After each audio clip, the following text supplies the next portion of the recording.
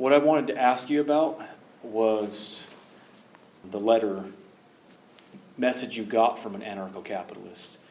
You were telling me about this the other day. Do you remember what he said to you? He said something like, he called you an idiot or something, didn't he? He said that he said he was an anarcho-capitalist, or he said a social libertarian. And to me, I think it's funny because he's basically trying to separate a social system, from an economic system. But to me, capitalism is not a social system in the fact of it's not for a social good. It's basically a limiting of outside input to maximize profit. Yeah. So the whole premise is not, in a sense, a humanitarian thing, which is why I believe that most anarchism, which I'm a mutualist in general, most anarchism or even socialism, basically under the same premise that why you affect economic systems has to do with the public good, in a sense. Yeah. Which capitalism doesn't give a shit about the public good. Yeah, Capitalism. True. You also made the comment, which is good, is that if you're trying to do the most efficient thing in a capitalistic sense, then you just need to own slaves. Right. And in fact, slaves isn't even the limit to what a capitalist would want, because slaves still need food, need housing. What you actually need is someone else to pay for the housing. Yeah. Someone else to pay for the food, which is why I believe actually now what they've done by the prison system is the ultimate proof of capitalism. So I see it as like the climax of capitalism. Oh, definitely. That's what it is. That's where it leads ultimately, because ultimately it's a class war that's taking place. And so obviously the ruling class is going to push in that direction for total and absolute control. Right. Well, that's what I'm saying. But I think that, like I said, how they set it up now is that we've allowed jails to be made public, entities for profit. So, but it's actually twofold, because there's like 45 major companies now that are actually using prison labor. Yeah. Which to me is worse than slave labor. I see this as like a dystopia, like the future of society. So I can see the climax of it, to where you have a society that's regulated and controlled. Oh, yeah, definitely. And that control comes in the form of the criminalization of the worker, of the poor man, or whatever, so that the ruling class can just basically continue to live the lifestyle that they want to keep on living, which is basically parasitic, living off of the workers, living off of the people. Something else I want to bring up too regarding anarcho-capitalism, because this is a subject that's important to me, and the reason it's important to me is because I like the disposition of the anarcho-capitalists. What I mean by that is a lot of them tend to have a revolutionary disposition. I very much like that, but they're some of the most confused people I have ever come into contact with. And the reason I think they're so confused is because they don't understand the system that they try to propagate, which is capitalism. Right, yeah, but I think that the issue is, like I said, I think that you're talking about revolutionary. A revolution, the goal of a revolution is that a proposition to begin with, that something's wrong. Yeah. So you have to. I don't understand how an anarcho-capitalist can say capitalism is wrong, and thus I'm going to do a revolution and put capitalism in. I mean, it's quite backwards. It's quite backwards. I mean, the whole point is I'm oppressed, and thus I'm going to re-put a system that is oppressive system. I mean, capitalism does not care about the person, so it would always cause revolution in a sense. In their mind, this is the system of freedom. They think that capitalism is synonymous with freedom. You know this. Yes. And because of this, that is why they think that by empowering it, that they're actually being consistent with the liberal tradition, which is not true. You know this. It's not true. That's not true. And in fact, they're actually doing the exact opposite. They're putting a system of suppression and oppression into place that is actually working against, and as we said, like enslaving the people. Well, right, because it should be its goal. Its goal is profit. Its goal is greed is good. Yeah. But the opposite of that is that actually, generosity is good. Greed is not. Yeah. Kropotkin, I believe, proved that in his book, Mutual Aid. Yeah. He reverses this idea of this Darwinian survival of the fittest, which is a primitive interpretation of Darwin. But he goes and he takes that idea on in people like Spencer, and he shows that that's actually faulty, that development actually comes by mutual aid, by cooperation. Oh, definitely. Yeah. This is another thing. So anarcho-capitalism, if we could boil it down, perhaps you would agree with me, I would boil it down to just pure ignorance. That's what it is. The anarcho-capitalist. Yeah, well, because I agree, it's ignorance. It's ignorance because it's projecting itself as a moral and a social freedom movement. Yeah. That's actually an immoral or an amoral, non-moral system, and it's actually more geared towards oppression because it's basically strong survive, whoever has the power. And also it starts with the faulty premise that people could own things, or that who owns things already should keep owning things. When many of the ways people have got accumulated wealth, accumulated power is actually not by a ethical or a justified means. That's true. You know, I thought about this, and I can try to get this out, this idea that I had the other day. It's kind of a complicated idea in one sense, but I was thinking of ownership, private property, and I was thinking about what gives one person the right to a piece of land over another person. And then I start thinking about this idea of the given. The given is something that a famous philosopher named C.I. Lewis, not to be confused with C.S. Lewis, he put this idea forth. There's the given, and the earth is something that is a given because nobody makes it. It's just something that's here. So it's a strange idea when we say that I have more of a right to this earth than you do, and I have a right to tyrannize you, to oppress you, to cast you out into the desert or wherever it might be, just based on my social status, based on my economic standing or whatever. It's a very strange way to think because we find ourselves here with this idea of the given. The given is here. So why is it that I can't go and do this or can't go and build a house over here with a garden over here and get enough for myself to survive? Well, I think it goes back to the same thing of the given. Is people get into nationalism where they don't realize. I mean, most of the borders, like let's think about Europe. I mean, like most of the borders, have changed, many times in the last 100 years. I mean, not even just one time, many times. So what we think are borders and lines and what's national, this part's mine, or that even going to what a country owns. You're talking about what a person owns. Yeah. But I'm thinking about what a country owns because to me it really comes back to what a country owns. Yes. It's really not what a person owns because most people can be uprooted immediately by the national, culture, and that's why to me putting anarcho capitalism wants to do a national movement. But to me, it loses the anarchism immediately because anarchism doesn't use nationalism. You're not talking anarchists because anarchists don't believe in borders. It once again comes back down to ignorance. Yes, with anarcho-capitalists. It comes back down to ignorance. And something I'd want to get across to anarcho-capitalists is that they're not revolutionaries. They think that they're revolutionaries. They use this term. They're not radical. They think they're radical. They're not radical. They're playing directly into the hands of the ruling class. Right. They're the ones who go and propagate the ideology of the ruling class. And there's something I always ask anarcho-capitalists when I see them on the street or meet them anywhere. I always say to them, they say, well, we believe that if we have an anarcho-capitalistic system, we're going to have the maximum amount of freedom. And I say, really? You think that's the case? I say, then tell me this. How are you going to solve the problem of accumulation? Now, they don't understand. When I ask them this question, they're kind of dumbfounded. It flies over their head. They don't understand what I mean. What is the problem of accumulation? The problem of accumulation, as I mean it, is the fact that individuals, corporations, can accumulate large, vast bodies of wealth and pretty much buy the world with it, run the world with it, regulate the world with it, whatever they want to do. In an anarcho-capitalist system, there is no way to stop the accumulation of wealth, period.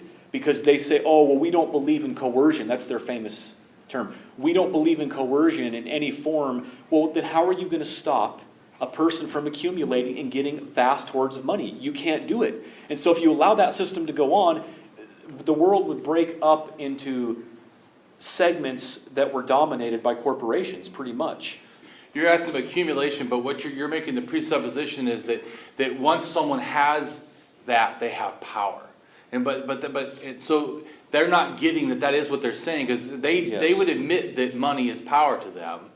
And what you're pointing out, which I know how you're saying it, they're not getting it, because you're saying, how do you stop unlimited power? Would be probably better than talking about the money, because really in a capitalist system, money is power. I'm just saying, but I'm saying for them to get what you're saying, because every time the problem is, whenever we talk to them in general, is they keep thinking economics and you keep talking about humanity. You're talking about a social problem. Yes. A humanity problem, an outcome of.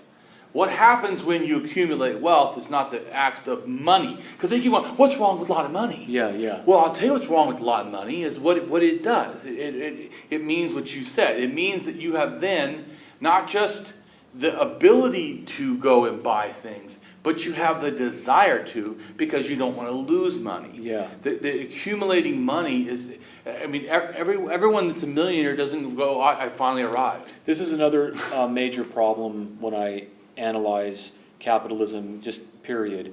I call anarcho capitalists arco-capitalists. That's the term I usually use to describe them, because I don't believe they're worthy of the name anarchist. So it's an arco-capitalist. They're really just capitalists, is what they are.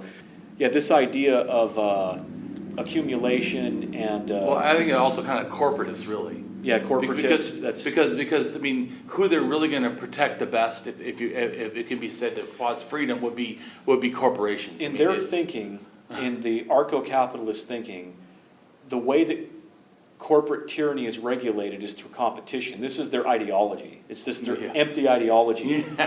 You find this all through the Austrian economists, and what they try to just assert is that if you have a free market with perfect freedom, you will therefore have perfect competition, and that perfect competition will cancel out monopolies. We know that's absolutely not the case.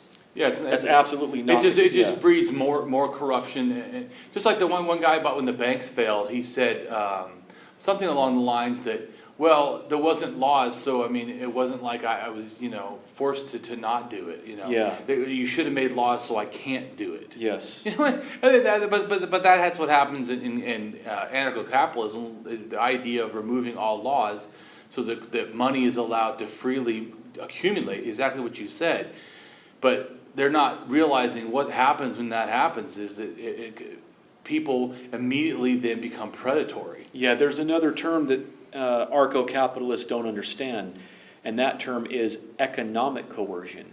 Oh, yeah. That is something that all of them, when I ask them, I say, does economic coercion exist? Well, once again, it's just like the question of accumulation. They're kind of dumbfounded because they can't think about this. It's just like a theist who can't think about questions that contradict his idea of God or his theology. They have a bias almost, something that's pushing away from that. So I ask them about this. Every time I ask them this idea, they're confused in the sense that they think that all coercion is physical. They don't know that you can leverage a person economically. They say, oh, that's just nonsense. Well, no, it's not nonsense. If you set up the conditions into desperation, you can pretty much force a person, even though you are claiming, oh yeah, this is by their free will.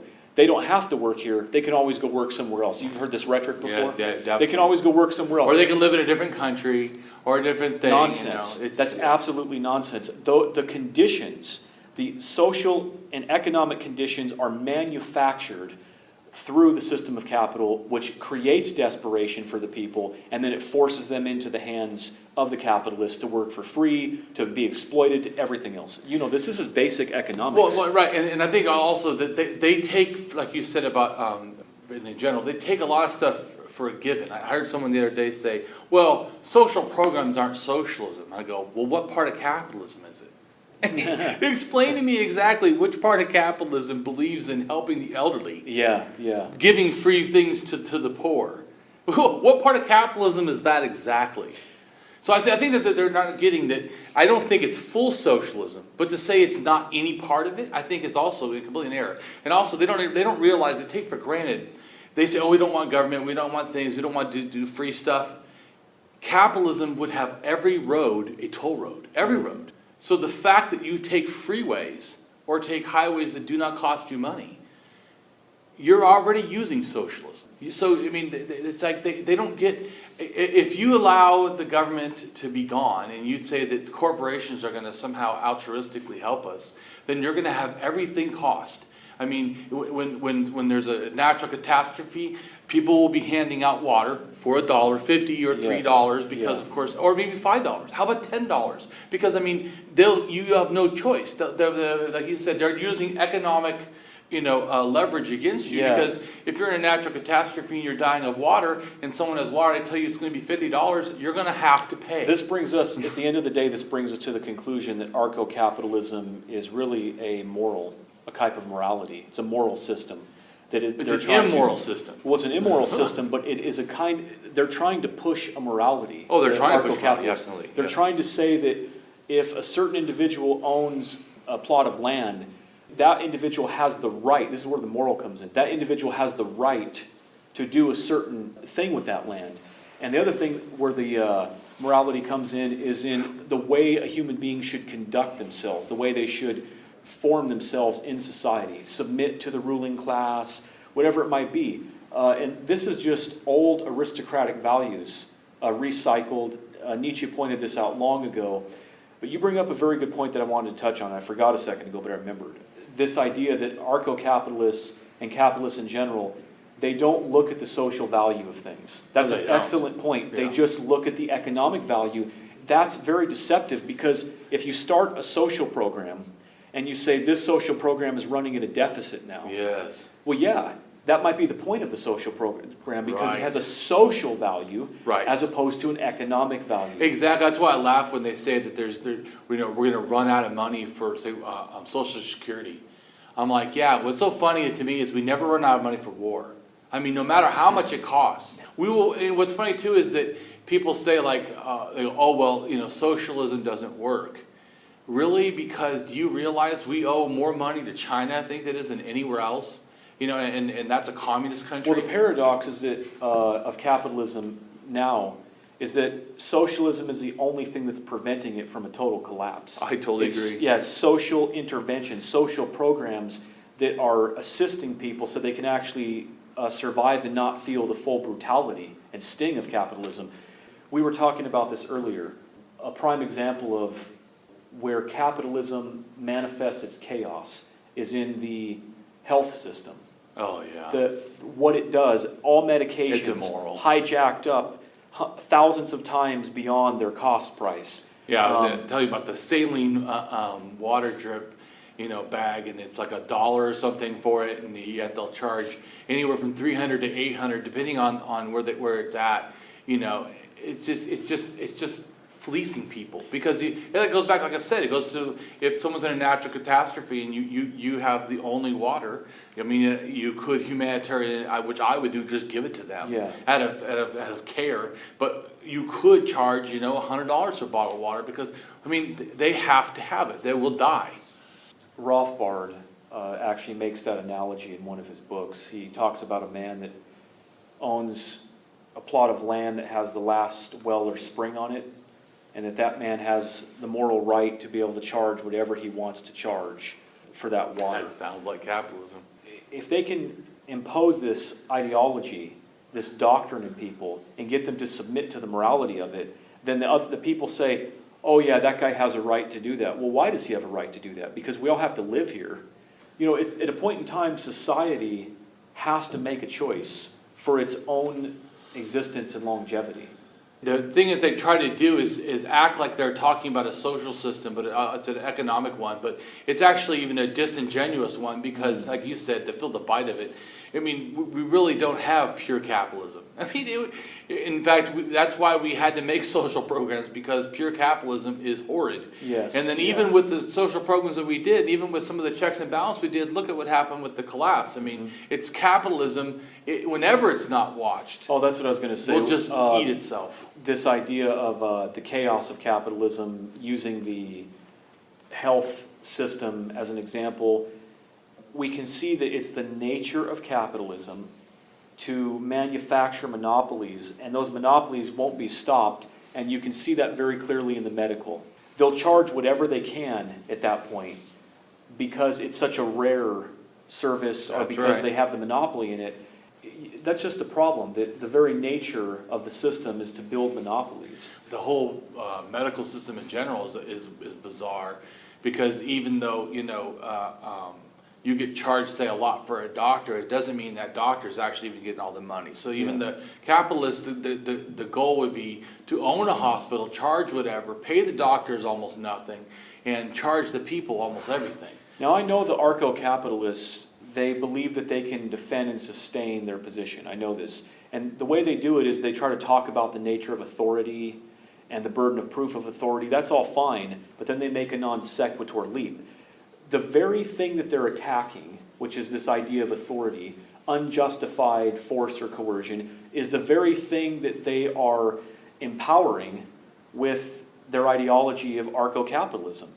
They just don't realize it because they're thinking on a very small microeconomic scale. They can't see the big picture, and that's a major problem.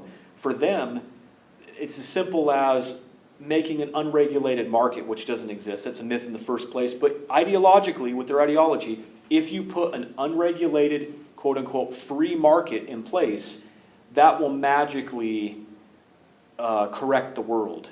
It will infiltrate the world with a utopia, basically, in their mind. The only thing I would question is that you said that they a utopia. I don't think they even think it's a utopia. I don't even think they're that altruistic. I think that you're giving them too much credit. No, they know that bad things will happen.